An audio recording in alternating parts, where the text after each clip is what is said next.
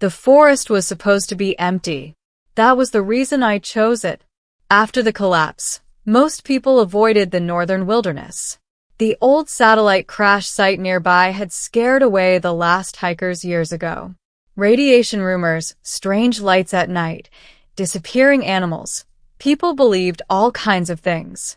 For me, that meant peace. My name is Daniel Mercer. I used to be an engineer for the Orbital Defense Network before the war ended everything. After losing my wife and son during the final bombardments, I walked away from cities, governments, and people. I built a small cabin deep in the woods and lived quietly, hunting, repairing old machines, and trying to forget the world. For 10 years, I succeeded. Until the night I heard the crying. It was late autumn. Wind rustled through the tall pine trees, carrying the smell of wet leaves and distant rain. I had just returned from checking my traps when the sound reached me, soft at first. A cry. Thin. Fragile. Like a newborn. I froze. There were no towns for 50 miles. No roads. No reason for a baby to be out here. The crying came again. Instinct pulled me toward it. I grabbed my lantern and followed the sound deeper into the forest, stepping carefully through fallen branches. The noise grew louder until I reached a small clearing. And then I saw it. A pod. Half buried in the soil like a metal seed. Its surface glowed faintly with shifting blue symbols I didn't recognize. Steam hissed from a cracked seam in the side, and the surrounding earth had been scorched black. A crash. Not human. The crying came from inside. My heart pounded as I approached. The seam slowly widened with a mechanical hiss, revealing a chamber lined with soft silver material. Inside, wrapped in glowing strands that looked like living light, was a baby, but not human. Her skin shimmered faintly, almost like moonlight. Her eyes were enormous and violet, glowing softly in the lantern light. Thin patterns of silver ran along her temples like delicate circuitry. She reached up toward me and cried. For a long moment, I simply stared. Every instinct told me to run. This was alien technology, unknown biology, something that might bring the military or worse, whatever species had built the pod. But then the infant cried again. Small. Alone. Cold. And suddenly, she wasn't an alien anymore. She was just a baby. I carefully lifted her from the pod. The glowing strands dissolved the moment I touched her, drifting into the air like fireflies. She was warm, warmer than a human child, and surprisingly calm once she was in my arms. Her violet eyes studied my face with impossible focus. Yeah, I muttered softly. You're not from around here. The pod behind us gave a long mechanical whine. Then it shut down. The lights faded. The symbols went dark. Whatever system had protected her was finished, which meant she had only me now. I sighed. Well, I guess you're coming home. Raising an alien baby wasn't something I had planned. But strangely, it wasn't as difficult as you might think. She grew fast. Within weeks, she was crawling. Within months, she was walking, her balance far better than any human toddler. Her skin retained that soft glow, though it dimmed when she slept. I named her Lyra, mostly because the constellation had been visible the night I found her. Lyra learned words quickly, faster than any child I'd ever seen.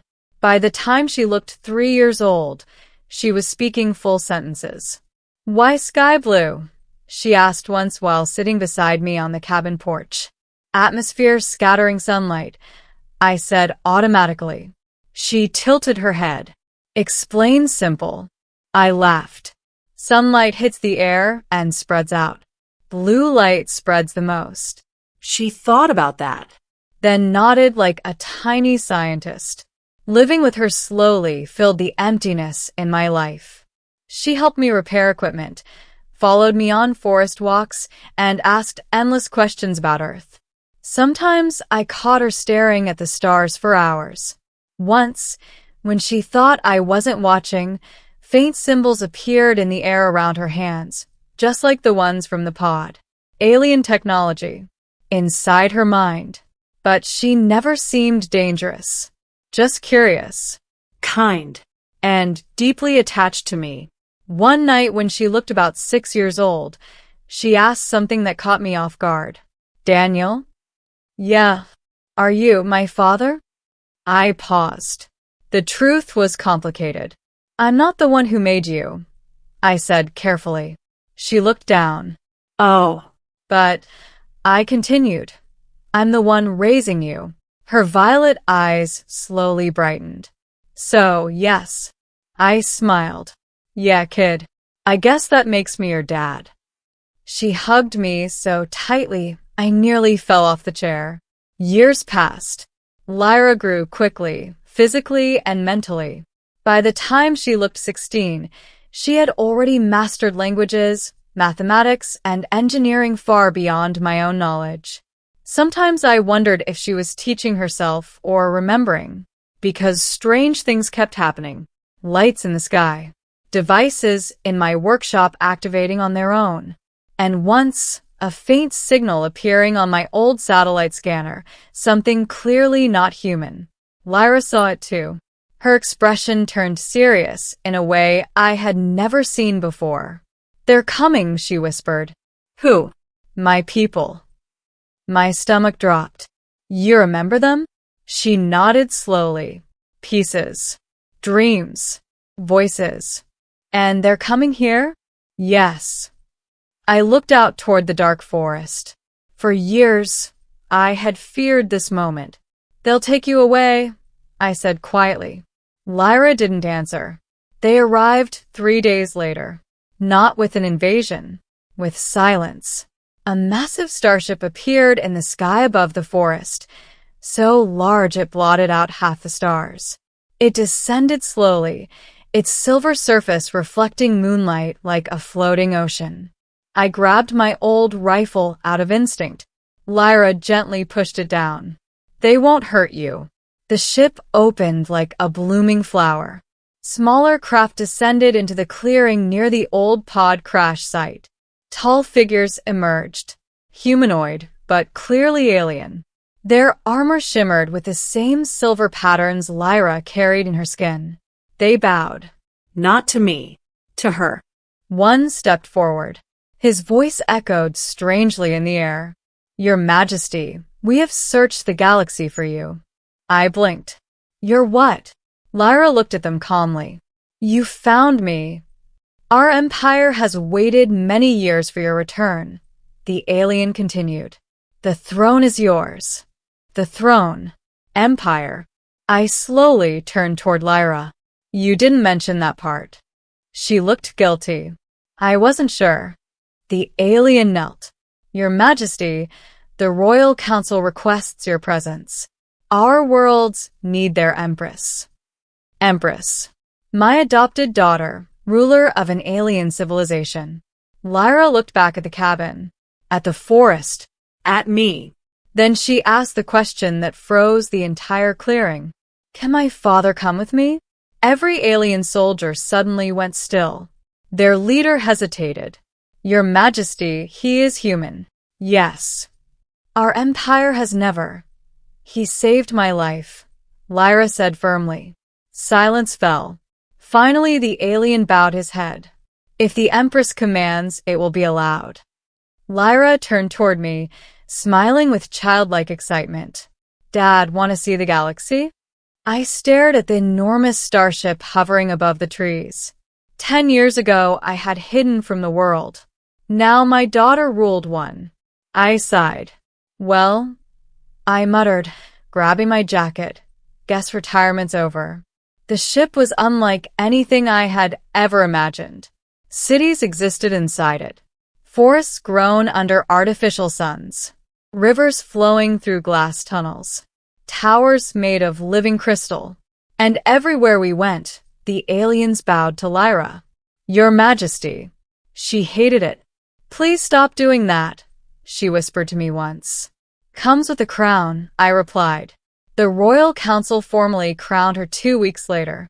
Thousands of alien worlds watched the ceremony through massive holographic displays. Lyra sat on a throne of silver light. I stood awkwardly beside it in a borrowed uniform that barely fit. The council leader addressed the galaxy. Behold the return of our rightful Empress. Lyra looked nervous. Then she glanced at me. I nodded. She stood. My people, she began.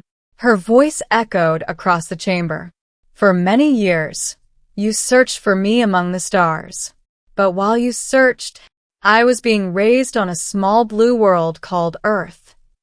The crowd murmured. Lyra continued. A human found me when I was helpless. He protected me, taught me, loved me. She pointed toward me. This is Daniel Mercer. Suddenly, every alien in the hall turned. Thousands of glowing eyes, looking directly at me. My instinct was to hide. Instead, Lyra did something unexpected. She stepped down from the throne, walked across the chamber, and hugged me. This man, she said softly, is my father. The hall went completely silent. Then the council leader slowly bowed, followed by the others. Within seconds, thousands of alien citizens bowed as well. I rubbed the back of my neck, awkwardly. Well, I muttered, this is new. Lyra laughed. Life changed after that. Lyra ruled wisely, far beyond her years. Her experiences on Earth gave her a perspective no previous ruler had. She ended several long-standing conflicts between alien systems, opened diplomatic contact with humanity, and insisted I remain beside her. Officially, my title became something ridiculous like Guardian of the Empress. Unofficially, I was still just Dad. Sometimes we stood together at the observation deck of the royal ship, watching stars drift by. Do you miss Earth? She asked once. Sometimes. She smiled softly. We can visit. Good, I said. Because I still owe the cabin roof a repair. Lyra laughed again. The sound echoed across the stars. And in that moment, I realized something strange. I had once lost my family, but somehow, in the quiet forest where the world had forgotten me, I found one again. Only this time, she ruled the galaxy.